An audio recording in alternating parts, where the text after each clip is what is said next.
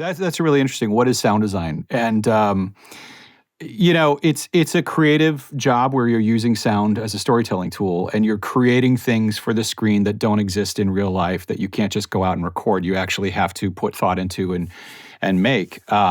What's funny about meeting you for the first time is that I was the sound designer on Mandalorian season 3, and so I'm so familiar with that story arc and those performances, and everything that bo-katan was going through, and Mando and Grogu in that season. And just using that season as an example, there isn't a giant turtle gator doesn't exist in nature, so I have to kind of design what that sounds like.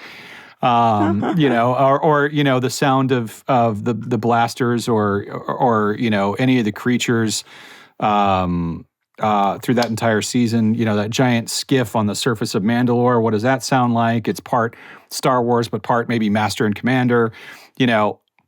These are kind of the thoughts that you have when you're designing, and people think it's a technical role, but really, I think any person who is an artist has a technical side to what they do. That's just your craft. You have to find your light and hit your mark and memorize your lines.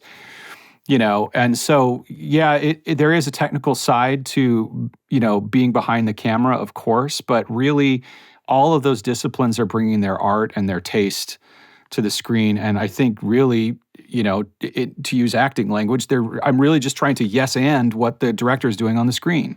Yes, and this. Yeah, go ahead, Sam. David is a really good actor and also a really good musician and composer. So he brings that to his sound design. There's got to be a musicality to the sound design that helps tell the story. There's got to be a character to the sound design that helps tell the story. Right.